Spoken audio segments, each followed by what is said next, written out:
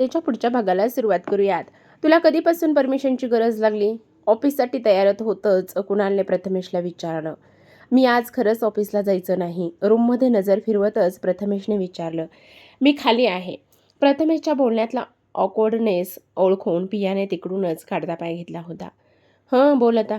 पियाला गेलेलं बघून हाताची घडी घालतच प्रथमेशच्या समोर उभा राहिला होता. प्रथमेश मात्र त्याच्यासमोर खाली मान घालून उभा राहिला होता. तू मला सांगायला हवं होतंस. कुणालचा आवाज अगदी शांत होता. सॉरी दादा. म्हणजे मला असं काही वाटलं नव्हतं. म्हणजे अजूनही तसं काही वाटत नाही. तो काहीसा अडखळतच बोलत होता. तुला माहीत आहे मीनाक्षी कुठे आहे? तिचं काय झालं? कुणालने अगदी निष्ठुरपणे विचारलं. तसं प्रथमेशने नकारार्थी मान हलवली. लहान नाहीस आता. थोडीशी आजूबाजूची माहिती ठेवत जा. तुला मीटिंगसाठी भेटायला येणारा सुद्धा कुठल्या इंटेन्शने येत असेल हे तू तू सांगू शकत नाहीस का? कठोर आवाजात तो प्रथमेशला ओरडत होता. तर प्रथमेश फक्त खाली मान घालूनच ऐकत होता.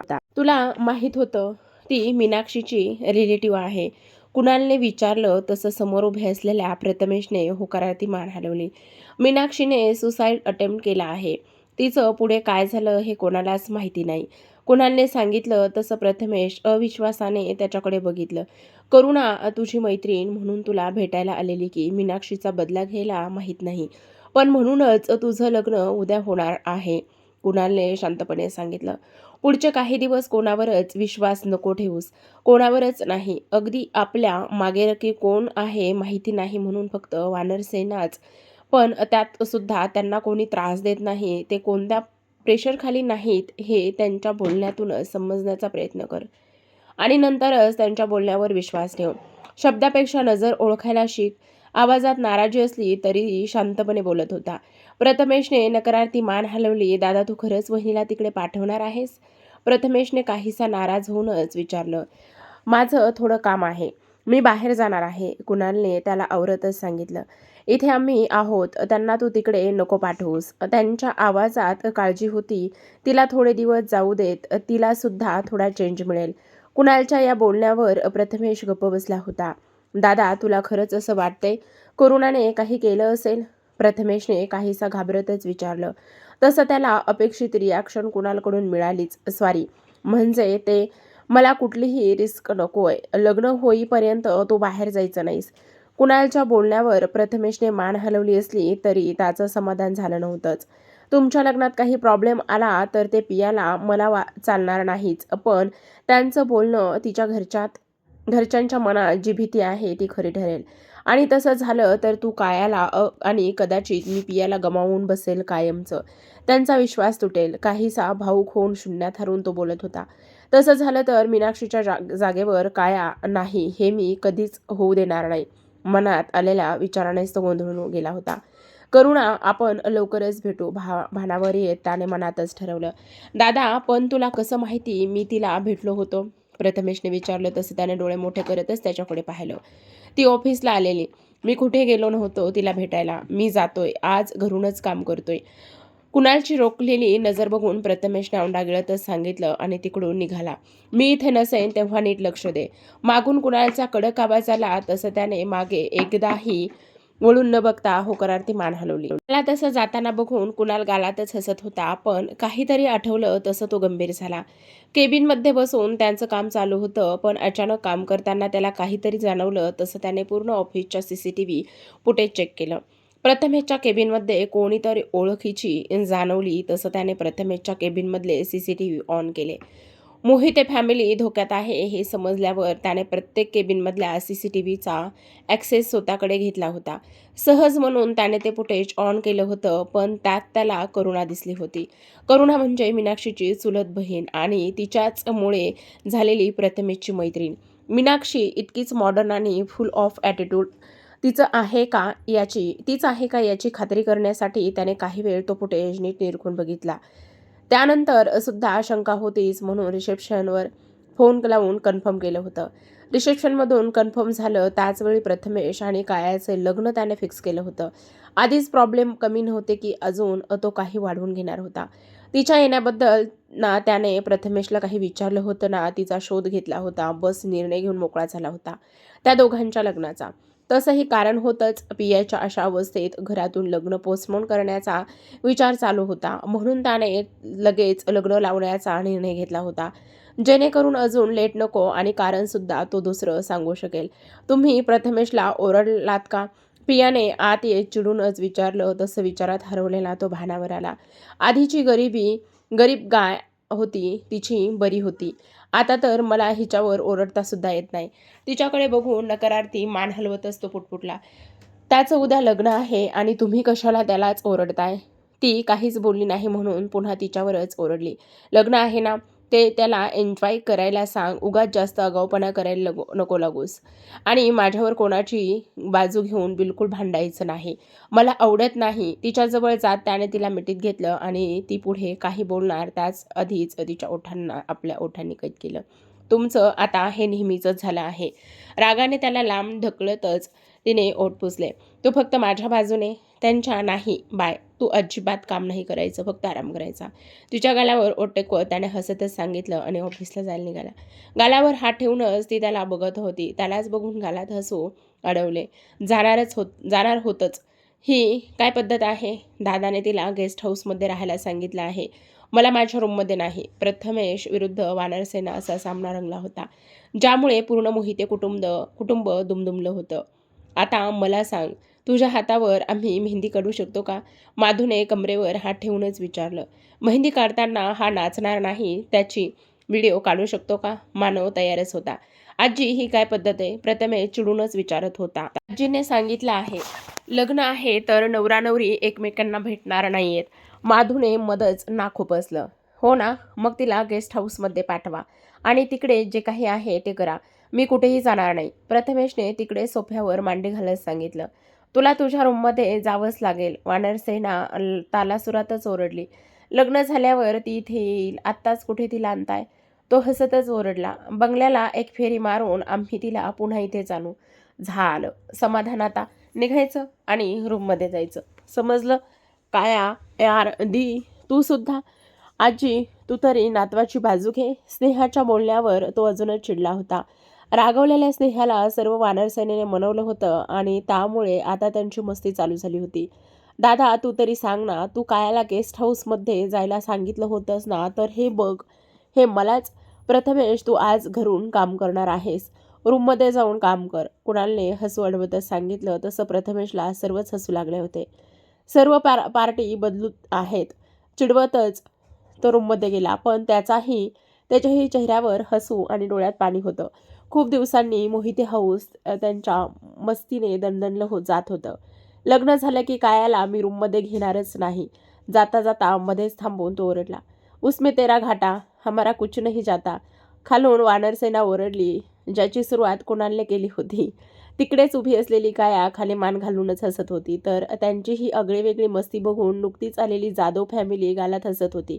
प्रथमेश मात्र दात ओठ खात सर्वांकडे चिडूनच बघत होता.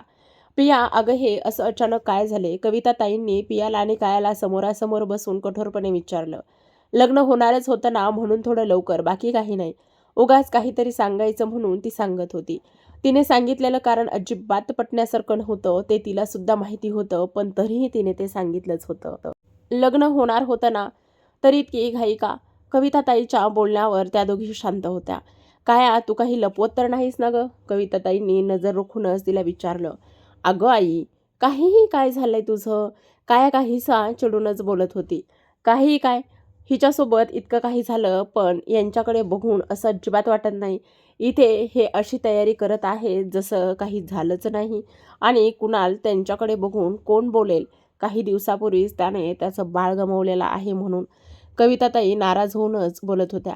आई, तुला काय वाटतं? असं झालं आहे म्हणून दियाने जिजू नुसते रडत बसलेच पाहिजे होते का तुला? कायाने चिडूनच विचारलं. तर पियाने खाली मान घातली होती. नाही म्हटलं तरी त्या आठवणीने पुन्हा उदास झाली होती. मी आलेच, कसंबसं बोलून ती तिकडून निघाली होती. कायाने तिला अडवण्याचा प्रयत्न केला, पण ती उठून गेलीच होती. झालं समाधान? आई, तू तिला पुन्हा का आठवण करून दिलीस? कायाच्या बोलण्यावर कविताताईंनी तोंड वाकडं केलं होतं. तुम्हाला दोघींना ते जे काही करतील ते बरोबरच वाटतं. मी बोलते ते तुमच्या काळजीनेच आहे. ते दिसणारच नाही.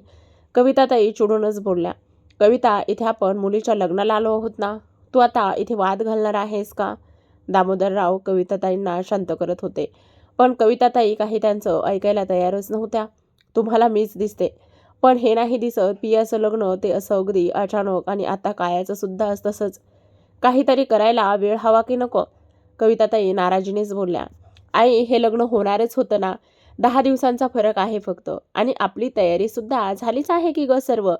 मला साधे पद्धतीने लग्न करायचं असताना सुद्धा फक्त माझ्या आनंदासाठी इतकी तयारी चालू आहे. बघतेस ना किती तयारी चालू आहे. ते सुद्धा आपल्याला हात सुद्धा लावून न देता. काया काहीसं चिडूनच बोलली. आई, ताईचं लग्न झालं त्याला 3 वर्ष झाले. ती आता खूप खुश आहे. तिला जपणारे आहेत ग इथे. काया काकुळतीला येऊन बोलू लागली होती. बघितलं किती जपता येते. जर खरंच काळजी घेत असतील तर तिच्यासोबत असं झालंच नसतं. कविताताई रागातच बोलत होत्या. आई, तू पण ना. काया चिडूनच तिथून निघून गेली. कविता, तू उगाच त्यांना दोष देतेस. बघितलंच नाहीस का किती काळजी करतात ते? दामोदरराव त्यांच्यावर ओरडतच, पण त्यावर कविताताईंनी फक्त तोंड वाकडं केलं. तसं सुस्कारा सोडतच ते सुद्धा तिकडून निघून गेले. या सर्वांना मी चुकीची दिसते, पण यांना कळत नाही या मोहितेवरचं संकट काही कमी होत नाही, आणि यात आता जास्त भरडल्या जात आहेत त्या आपल्याच मुली. नकारार्थी मान हलवतच कविताताई पुटपुटल्या होत्या. काय ह्या मेहंदी सुकली तरी तू पाण्यात हात नाही घालायचा हं?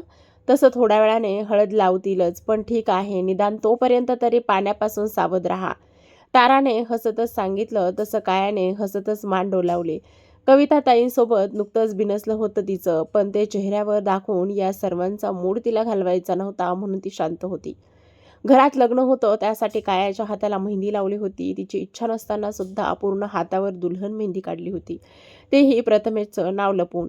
तिच्या हातावर मेहंदी काढताना माधू, रिद्धी आणि तारा गाणी गाऊन मस्त डान्स करत होते. अगदी काहीच वेळात मेहंदी आर्टिस्ट आणि व्हिडिओ रेकॉर्ड करणारे अरेंज केले होते. सर्वांची धमाल चालूच होती. इतकी मस्ती की तिकडे कोणाचं काही बिनसलं आहे हे कळणार नाही इतकी मस्ती चालू होती. पण ती मस्ती करताना सुद्धा त्यांना सर्व जाणीव होती.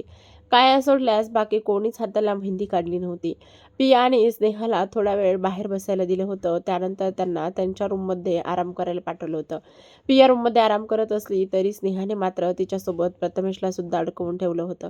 प्रथमेश, तुझ्या लग्नात मला अजिबात रूममधून बाहेर पडू देत नाहीत. तिला कुठेही जाऊ देत नव्हते, म्हणून तिने प्रथमेशला सुद्धा रूममध्ये अडवून टेकलं होतं.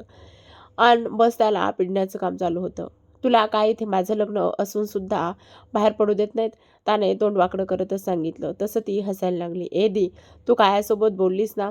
काहीसा गंभीर होत त्याने विचारलं. हो मग, लग्न कोणी साध्या पद्धतीने करत का? तिने तोंड वाकडं करतच सांगितलं. तसं प्रथमेश शांत झाला. लग्न धूमधडाक्यातच झालं पाहिजे, तिने ठणकावून सांगितलं. तसं प्रथमेशने खाली मान घातली होती. कुणालच्या लग्नाच्या वेळी आपण इथे नव्हतोच, आणि आजोबांनी आपल्याला सांगणं गरजेचं सुद्धा समजलेलं नव्हतं. म्हणूनच कुणालची अशी इच्छा होती, निदान कायाचं आणि तुझं लग्न तरी व्यवस्थित व्हावं. खरं तर असं अचानक का होतंय तेच मला समजत नाही. नकारार्थी मान हलवतच स्नेहा बोलली. तसं त्याने करुणा बद्दल तिला सांगितलं. बहिणीच्या पावलावर पाऊल ठेवून चालत आहेत मॅडम. नकारार्थी मान हलवतच स्नेहा मात्र पुटपुटली. प्रथमेश, तू इतका बेजबाबदार कसा काय असू शकतोस रे? स्नेहा त्याच्यावरच चिडत ओरडत बोलली. तसं प्रथमेशने मान खाली घातली होती. प्रथमेश, कुणाल आधीच टेन्शनमध्ये आहे, त्यात तू असा बेजबाबदारपणे वागशील तर कसं चालेल? निदान तुझ्याकडून ही अपेक्षा नव्हती बघ. स्नेहाने त्याच्या बोलण्यावर तो शांतच होता. ती मात्र काहीशा विचारात हरवली होती. नक्कीच इतकंच नसेल. तिच्याही नकळत ती हळूच पुटपुटली होती. काय?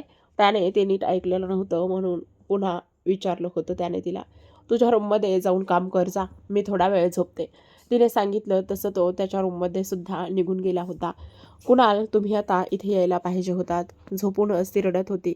कविताताईंचे शब्द तिच्या कानामध्ये घुमत होते, जे विसरणं शक्य नव्हतं. ते विसरून पुढे जाण्याचा ती प्रयत्न करत होती, तरी पुन्हा पुन्हा त्याला ती आठवतच होते. ती खचली जात होती. कविताताईंसोबत बोलून झाल्यावर ती सरळ रूममध्ये आली होती. झोप लागणं शक्य नव्हतंच, पण तरीही झोपण्याचा मात्र ती अतोनात प्रयत्न करत होती. ती स्वतःला रडण्यापासून अडवत होती, तरीही तिचे डोळे पाहण्याचे काही बंदच होत नव्हते. कुणालच्या भेटीत स्वतःला मोकळं करायचं होतं, पण तिला तो ऑफिसमध्ये गेला होता म्हणून तळमळत होती. 1-2 वेळा त्याला फोन लावायला फोन हातात सुद्धा घेतला होता, पण प्रत्येक वेळी त्याचा नंबर डायल करण्यापासून स्वतःला ती अडवू लागली होती. बाहेर सर्वच लग्नाच्या तयारीत बिझी होते, त्यात ती रूममध्ये आराम करत नसेल म्हणून कोणी तिला उठवायला सुद्धा येत नव्हतं. टोकावून जात होते, पण कोणी आल्याचा भास होताच ती शांत पडून राहत होती. त्यामुळे कोणीच पुढे आलं नव्हतं. बस कधी कुणाल येतोय आणि आपण त्याच्या मिठीत जातोय याचीच ती वाट बघत होती. राहुल प्रथमेश काही दिवस येणार नाही. त्याच्याकडे जे काही प्रोजेक्ट आहेत त्याचं काम तू बघ. त्यालाच रेग्युलर अपडेट्स देत राहा. ऑफिसमध्ये आल्या आल्या तो कामाला लागला होता. लवकर काम करून घरी जायचं होतं. त्यात उद्या त्याला ऑफिसला यायला जमणार नव्हतं.